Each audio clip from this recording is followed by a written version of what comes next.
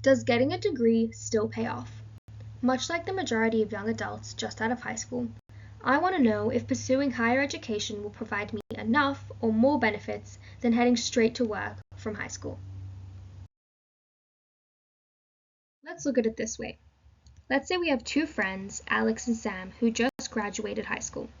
Alex chose to go to university and get a bachelor's degree, and Sam chose to go straight to work after high school. What would their weekly or yearly earnings look like? Whose would be higher? Let's find out together. Before we see how this plays out in numbers, let's first check what current research and statistics say about education and earnings. According to Sinning 2014, the decision to undertake further studies involves opportunity costs and trade-offs. We spend years and money to get the desired qualifications and expect these investments to reap returns in the future.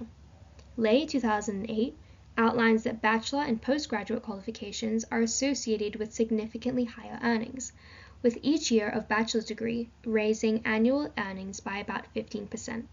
Schwartz 2023, however, argues that as the number of graduates increase, the economic value of their degrees withered.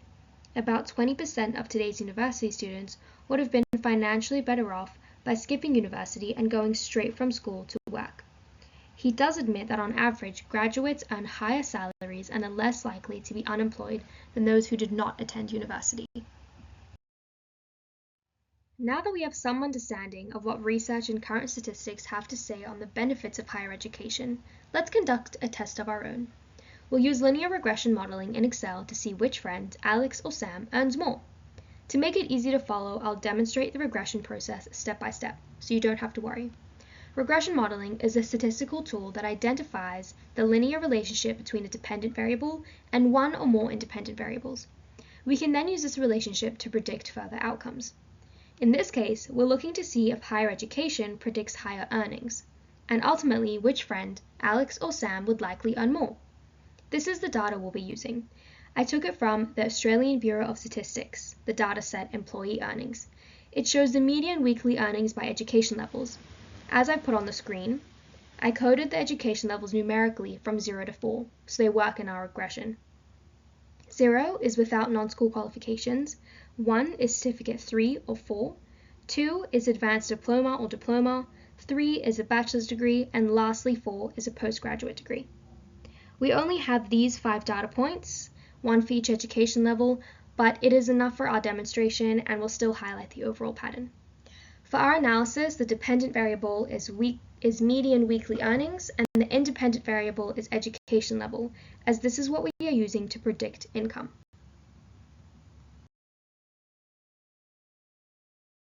We need to make sure the assumptions for a linear regression model are met. Checking these assumptions confirms that the output is valid. There are 4 key assumptions. The first one is linearity, as I've put over here.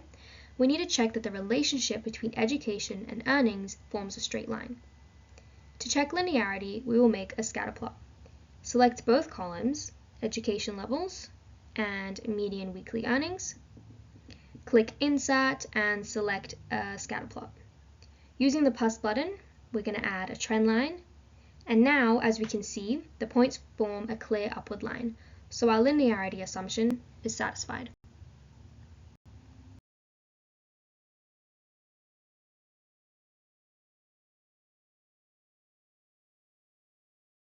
The second assumption is independence of residuals. This means that the errors or differences between the actual and predicted values should not be related to each other. To check this, we plot the residuals and check for a pattern. But first, to do this, we need to run the regression in Excel. I'll show you how. Hit the data at the ribbon at the top, click on the Data Analysis Toolpack, which is on the right-hand side, and scroll down to find regression. In the regression dialog box, as I've got up on the screen, select your Y range as median weekly earnings and select your X range as the education levels I coded previously. We will select the output range as a new worksheet so we can have a clean slate. Then we want the residuals and residual plots, so check off those two. Let's press OK and see what we get so we can take a look at the plots for our second and third assumption.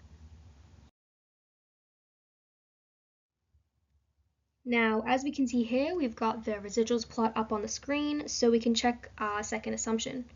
So they appear randomly scattered without pattern, indicating that the residuals are independent. So that's our second assumption now satisfied. We can also check the third assumption using this plot. The third assumption is the equality of variance of the residuals. This means how equal they are spread out. We can again look at the residuals plot, as I've said, and all the points seem equally spread out, so that's our second and third assumption satisfied. Our fourth assumption is the normality of the residuals. To check if the residuals roughly follow a normal distribution, we are going to create a histogram of the residuals. We can do this by highlighting the residuals column, pressing Insert, and selecting the histogram at the top. We need to make the bin range 5. Now, since we only have 5 data points, the chart doesn't look like a bell curve. All the bars are about the same height. This would be expected of such a small sample size, so it's not really to worry in this case since this is mainly for teaching. What's important here is that all the residuals are close to 0, so we can assume that this assumption is reasonably met. Now that all 4 assumptions are satisfied, we can move on to interpreting the regression results. Let's take a look at our regression results. First part of the output we are going to look at is the R-squared value. It tells us how much of the variation in median weekly earnings is explained by education level. In our output, the R-squared value is about 0.94. This means that roughly 94% of the differences in earnings can be explained by education level, showing a very strong relationship. Now let's look at the coefficients table. Here we can see 2 key numbers, the intercept and the coefficient or slope for education level. The intercept represents the predicted earnings of someone with no qualifications, and the slope is the average increase per step in education. Since we are treating categories as numeric, the slope is an average step rather than the exact difference between education levels. Using these values, we can find our regression equation, as I've put up here. Y hat equals beta 0 plus beta 1x. Beta 0 is the intercept, and beta 1 is the slope. So based on our table, y hat equals 1,235 plus 179.9x. The intercept is median weekly earnings of $1,235, and the slope on average increases $179.90 in weekly earnings for every step in education.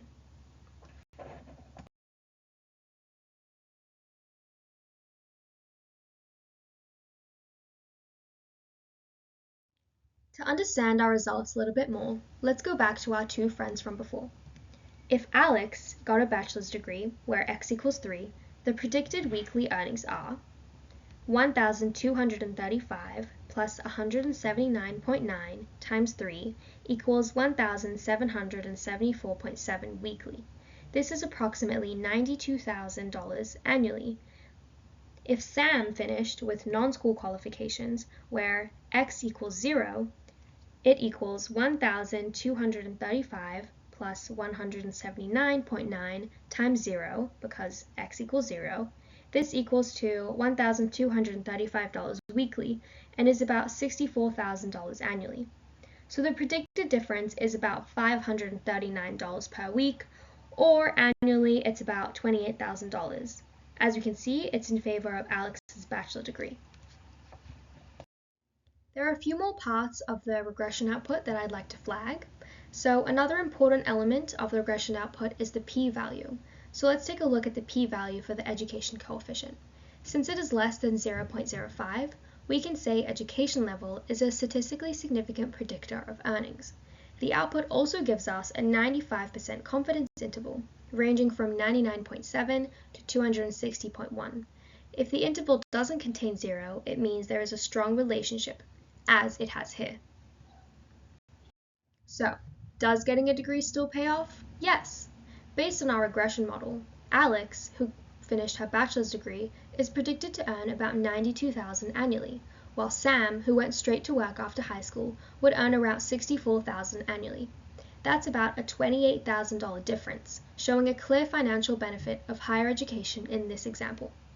Of course, this is a simplified model, Actual earnings can vary depending on career choices and personal circumstances, but even with our small dataset, the results show a strong positive relationship between education and earnings.